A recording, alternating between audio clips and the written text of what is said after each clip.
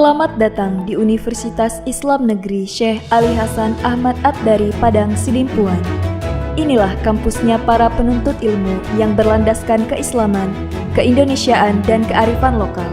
Lebih dikenal dengan sebutan Theo-Antropo-Ekosentris, Al-Ilahiyah, Al-Insaniyah, Al-Kauniyah, dengan moto cerdas berintegritas. Kampus ini berlokasi di Jalan Tengku Rijal Nurdin, Sihitang, sekitar 4,5 km dari pusat kota Padang Sidimpuan, Sumatera Utara. Dalam catatan sejarah, kampus ini dulunya adalah perguruan tinggi Nahdlatul Ulama tahun 1962, kemudian berubah status menjadi Universitas Nahdlatul Ulama Sumatera Utara pada tahun 1965. Hingga tahun 1968 telah menjadi bagian dari Fakultas Tarbiyah IAIN Imam Bonjol Padang, Sumatera Barat, cabang Padang Sidimpuan. Setelah 5 tahun kemudian, berubah menjadi Fakultas Tarbiyah IAIN Sumatera Utara, cabang Padang Sidimpuan. Pada tahun 1997, berubah status menjadi Sekolah Tinggi Agama Islam Negeri Padang Sidimpuan.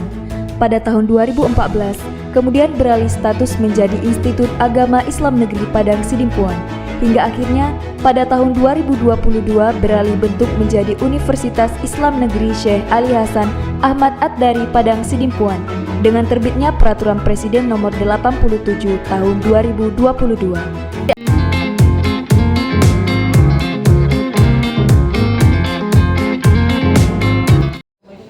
Bismillahirrahmanirrahim. Assalamualaikum warahmatullahi wabarakatuh.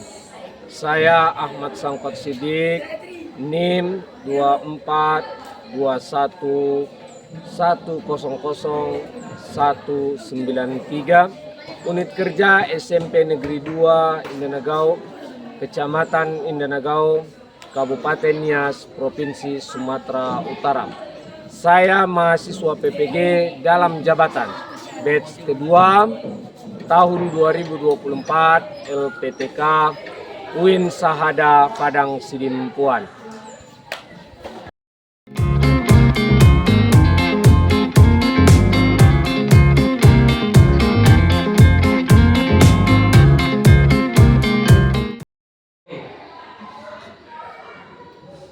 Assalamualaikum.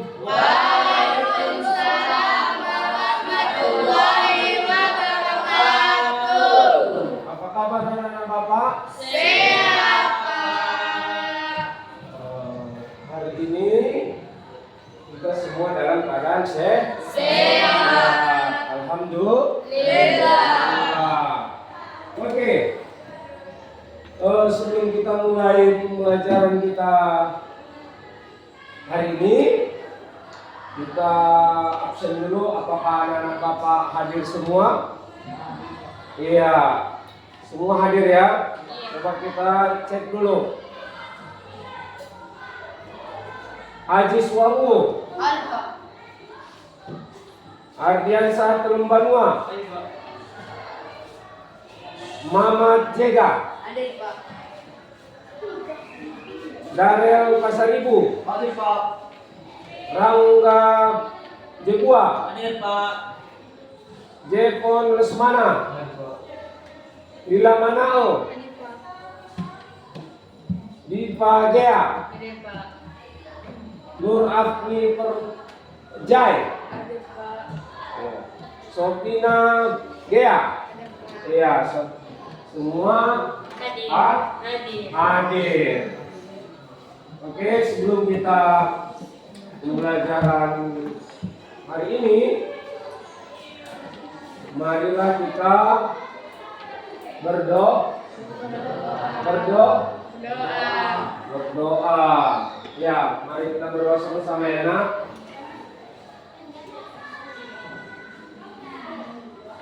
Kita sebelum belajar agar belajar kita mendapat pahala dan keberkahan dari Allah, marilah kita berdoa. Dimulai. Bismillahirrahmanirrahim. Raditu billahi rabban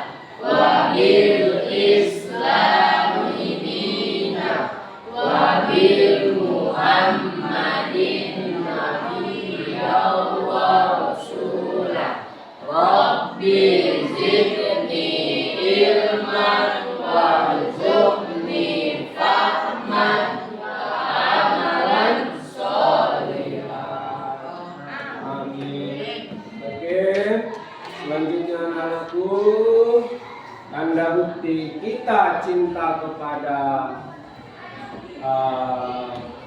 bangsa. Mari kita nyanyikan dulu anak-anakku lagu nasional yaitu Garuda Pancasila. 1, 2, ya. Garuda Pancasila, akulah pendukungmu,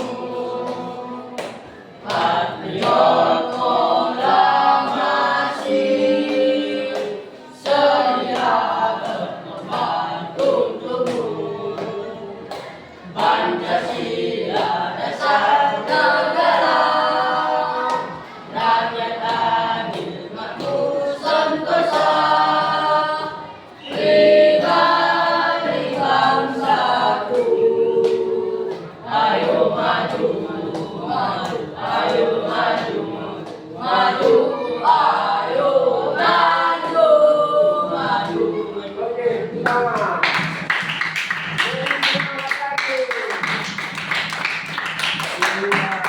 Terima kasih. Selanjutnya anakku,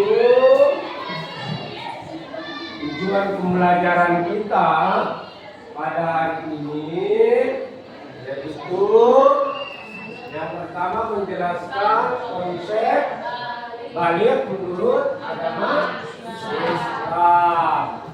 Kemudian menganalisis tanda-tanda balik, artinya mengetahui tanda-tanda balik. Kemudian selanjutnya menunjukkan sikap tanggung jawab setelah mencapai usia balik. Selanjutnya menunjukkan sikap kedewasaan dan kemandirian dalam menghadapi tugas dunia. Ya, pertanyaannya. Yang pertama, apakah kalian sudah balik? Sudah. Apakah kalian sudah balik? Sudah. Kemudian, apa tanda-tanda balik yang kamu ketahui? Untuk anak perempuan apa? Iya, salah satunya haid. Untuk anak laki-laki? Basah. Kemudian kalau kita sudah balik, maka kita harus tahu kewajiban kita. Yang pertama, apa kewajiban kita sebagai manusia mengenai kalau kita sudah balik tentang ibadah. Bagaimana ibadah seorang yang balik? Menjalankan perintah Allah, baik laki-laki maupun perempuan sama-sama menjalankan perintah Allah. Ada perbedaannya. Salah satunya perempuan berbeda dia, ya kan? Apa perbedaannya? Apa yang menandakan bahwa perempuan itu sudah balik? Menutup aurat. Menutup aurat karena auratnya banyak. Iya betul, balik anak laki-laki. Kalau anak perempuan dari ujung rambut ujung kaki. Kalau laki-laki dari mana? Dari hanya sedikit ya kan? Kalau perempuan dari ujung ke ujung ya kan? Dari ujung ke ujung. Oke. Hari ini kita akan pelajari ya pengertian balik. Nah ini dia pengertian balik yang pertama yaitu adalah ukuran waktu atau ukur yang menjadikan seorang muslim mendapatkan segala konsentrasi hukum Islam. Jadi jika seorang muslim sudah mencapai balik, maka ia wajib untuk menjalankan ibadah seperti sholat,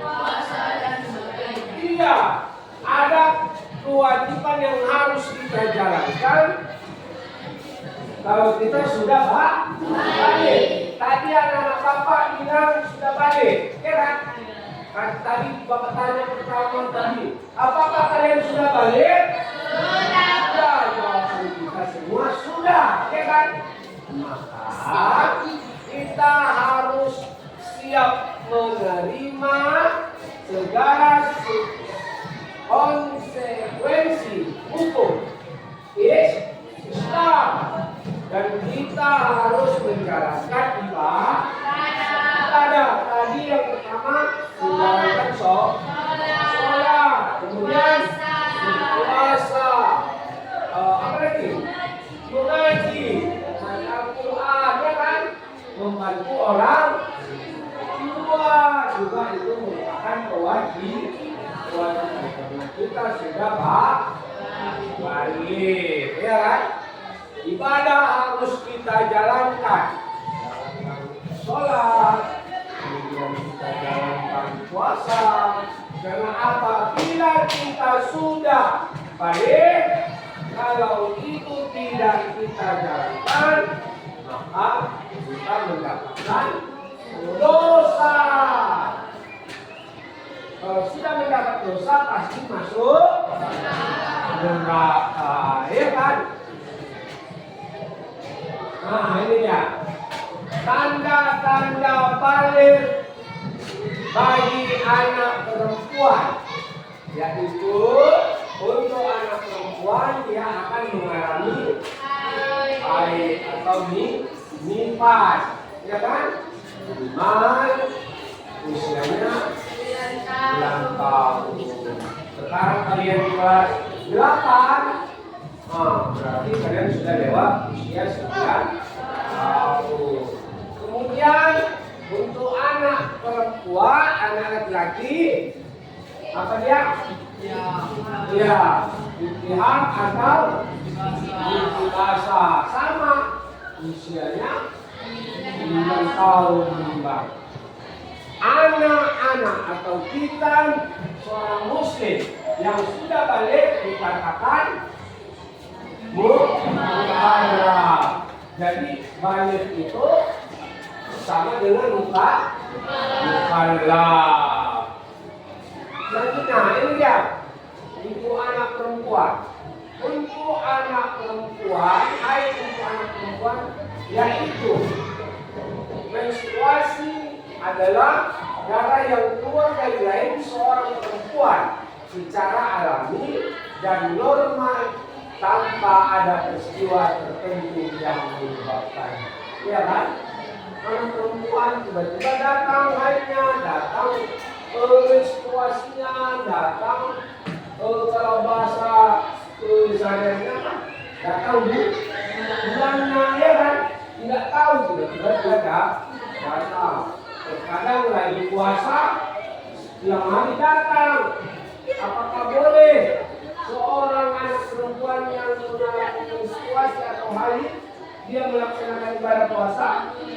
Tidak boleh. Ada nanti beberapa larangan ketika mengalami haid. Nah ini ya, seorang anak perempuan apabila sudah mendapatkan yang namanya haid atau mengalami haid, maka dia yang pertama dilarang puasa, kemudian dilarang sholat, kemudian dilarang tawaf, menyentuh Al-Quran, dan kita berdiam diri di dalam masjid. Perempuan atau kita yang sedang dalam keadaan haid, kita masuk ke dalam golongan hadas besar. Kalau kita sedang berpuasa, kita harus batalkan. Terus kita ketika sholat, kita juga batalkan karena kita sedang dalam keadaan hadas besar. Kalau hadas besar itu tidak sah ketika kita melaksanakan ibadah. Nah, kemudian untuk anak laki-laki, untuk anak laki-laki bahasa merupakan hadas besar. orang yang berhadas besar disebut sedang junub. Kalau sudah berhadas besar juga ada larangannya, ya kan? Sama nggak sama anak perempuan? Sama, hanya bedanya kalau anak perempuan dia memiliki waktu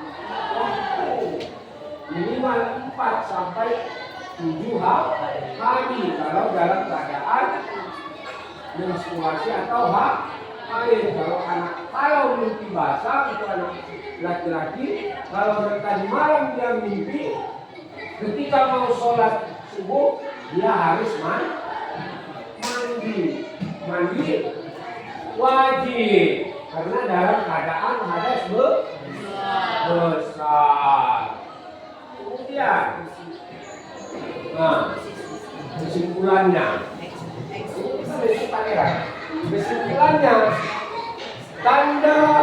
tanda balik anak laki-laki yaitu istihab atau keluarnya sperma atau mani. Kemudian usianya telah 15 tahun dan telah tumbuh kemaluan. Ya kan? Jadi ini adalah tanda-tanda kalau seseorang itu sudah balik dalam sisi biologi. Kalau dalam sisi Islam tadi, anak laki-laki itu tanda-tanda balik itu siap menerima sekuensi hukum dalam Islam. Anak perempuan juga sama, setelah sampai usia 9 atau 12 tahun telah tumbuh istilah kemaluan dan telah hamil. Jadi anak Bapak, jadi hari ini kita akan mempraktekkan bagaimana tanda-tanda atau bagaimana yang dikatakan bahwa kalian itu sudah ya. Nanti kelompok silakan pindah dulu, cari kelompokmu yang sudah kita bagikan. Mana kelompokmu?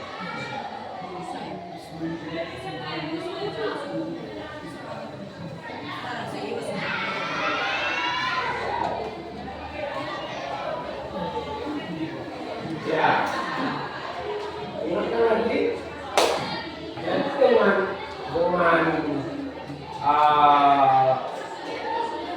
kita sudah mengetahui tanda-tanda kebalikan bagi anak laki-laki maupun anak perempuan, maka kita akan praktekkan bahwa kita memang benar-benar sudah balik. Kalau kita sudah balik, kita harus menjalankan ibadah seperti yang kita contohkan tadi. Sholat hari ini kita akan mempraktekkan bagaimana kita sholat yang benar karena kita menjalankan ibadah kepada Allah. Kemudian nanti anak bapak berkelompok praktekkanlah sholatnya. Kelompok 1 dia akan mempraktekkan sholat maghrib. Kelompok 2 sholat subuh. Kelompok 3 sholat zuhur. Kemudian anak-anakku, inilah yang dikatakan nantinya kelihatan mana perbedaan menjalankan ibadah antara anak laki-laki dan anak perempuan. Contohnya seperti ini, ini Pak. Ini Pak. Ya. Berdiri Darel. Coba lihat. Salah satu yang dijalankan Sidipa bahwa dia menyatakan balik bahwa Sidipa telah menutup aurat mulai dari ujung rambut sampai kaki, sementara si Darel yang ditutupnya tutup, ya kan? Itulah yang menyatakan bahwa si Darel sudah balik, ya kan? Nah itulah perbedaannya, ya kan? Mana perempuan Dari mana lagi-lagi? Oke, silakan dulu. Oke, maka selanjutnya anak Bapak nanti presentasikan sama Bapak tentang sholat subuh. Bagaimana sholat subuh itu pekerjaannya. Begitu juga sholat zuhur. Begitu juga dengan sholat maghrib, isya dan lain sebagainya. Ya, jadi waktu sholat itu ada berapa nak? 5. Yang pertama subuh. Subuh itu berapa rakaat? 2. Kemudian zuhur berapa? 4. Asar 3.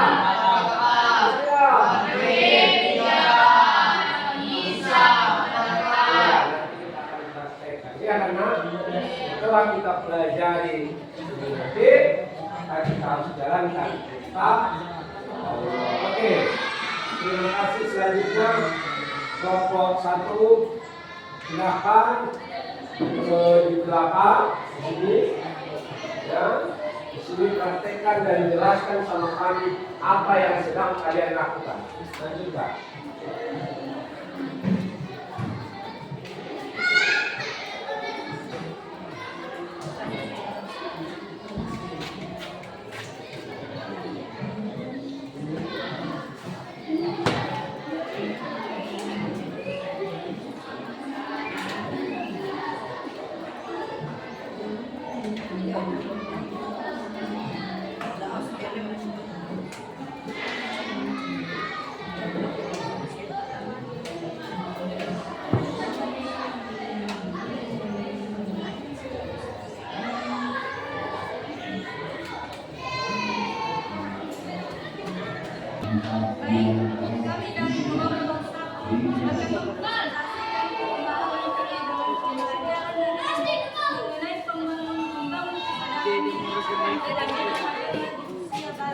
Dan kami akan melakukan mencontohkan kewajiban usia balik, yaitu salah satunya menjalankan sholat.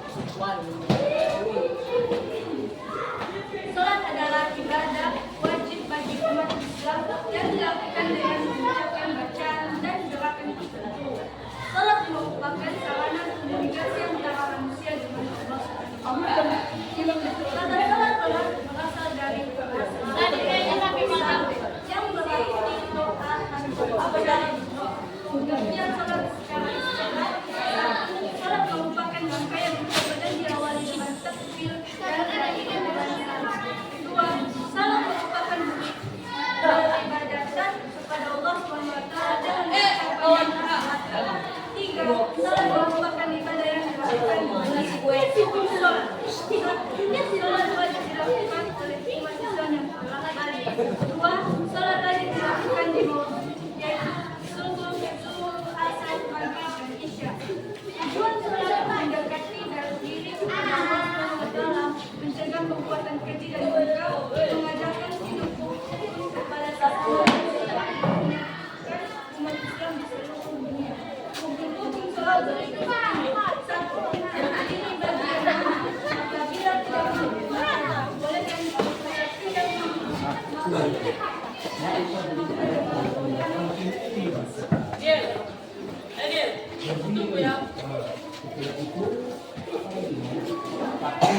Bina. Mulai sholat dengan Sekarang teman-teman mempraktikkan bagaimana melaksanakan ibadah sholat. Oke. 3. Membaca Al-Fatihah. Nah, lihat. 4. Ruku. 5. Iktidal. 6. Sujud. 7. Bangun dari secara sujud. 8. Pemanggilan ketika menolak. 9. Dudukkan satu kaki. 10.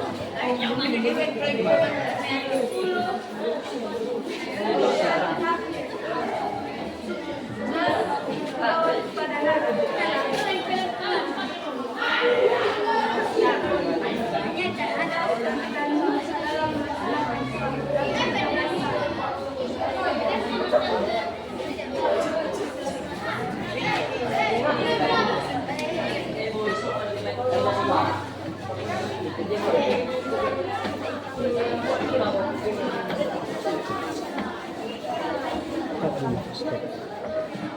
Oke.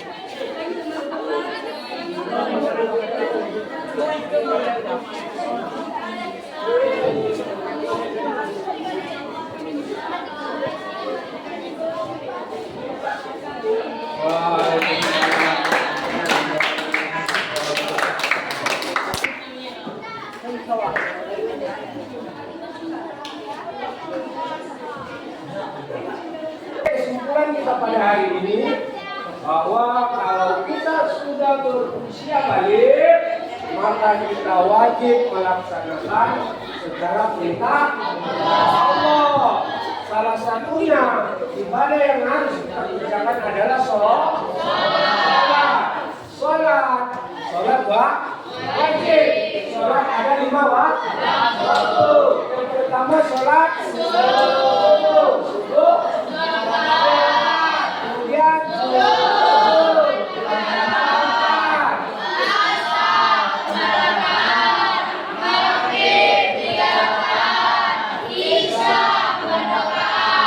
itu merupakan kewajiban ibadah kita kepada Allah.